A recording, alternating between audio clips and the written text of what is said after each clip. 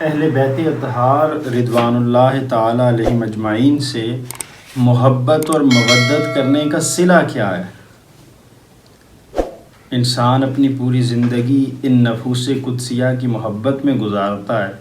بالخصوص یہ جو ایام ہیں، یہ سید الشہداء امام علی مقام نواسہ رسول سیدنا امام حسین علیہ السلام کی محبت کے اندر اور آپ کی یاد کے اندر تڑپتے ہوئے عشاق کے دن گزرتے ہیں۔ تو سوال ذہن کے اندر آتا ہے کہ اس کا صلہ کیا ملے گا ہمیں؟ اللہ کے رسول صلی اللہ علیہ وسلم نے اس کو پہلے بیان فرما دیا تھا۔ امام احمد بن حنبل اپنی مسند میں یہ حدیث روایت کرتے ہیں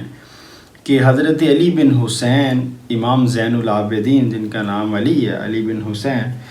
وہ بواسطہ اپنے والد امام حسین اور اپنے دادا حضرت سیدنا علی بن ابی طالب علیہ السلام سے روایت کرتے ہیں ان رسول اللہ صلی اللہ علیہ وآلہ وسلم اخذ بید حسن و حسین فقال من احبنی و احب ہذین و آباہما و امہما کان معی فی درجۃ یوم القیامۃ۔ اہل بیت سے، امام حسن سے، امام حسین سے، سیدہ فاطمہ الزہراء سے، سیدنا علی المرتضیٰ سے، ان نفوس قدسیہ سے اگر ہم محبت کریں گے تو ہمیں صلہ کیا ملے گا؟ رسول اللہ صلی اللہ علیہ وسلم نے امام حسن اور امام حسین سلام اللہ علیہما کا ہاتھ پکڑ کر ارشاد فرمایا، جس نے مجھ سے محبت کی، من احبنی، جس نے مجھ سے محبت کی، و احب ہذین، اور ان دونوں سے، امام حسن اور امام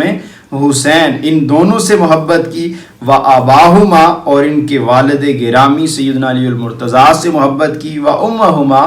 اور ان کی والدہ سیدہ طیبہ طاہرہ سیدہ فاطمہ الزہراء سلام اللہ علیہا، جس نے ان سارے نفوس قدسیہ سے محبت کی، اسے اجر یہ ملے گا، اسے صلہ یہ ملے گا، اسے انعام یہ ملے گا، کان معی فی درجۃ یوم القیامہ۔ اللہ کے رسول صلی اللہ علیہ وسلم نے فرمایا، وہ قیامت کے دن میرے ساتھ میرے درجہ میں ہوگا۔ جس درجہ میں اللہ تعالیٰ اپنے رسول صلی اللہ علیہ وسلم کو رکھے گا، اسی درجہ کے اندر ان لوگوں کو بھی اللہ تعالیٰ شامل فرمائے گا جو ان اہل بیت اطہار سلام اللہ علیہم اور ان ذوات قدسیہ کے ساتھ اپنی زندگیوں کے اندر محبت اور مودت کا معاملہ رکھتے رہے۔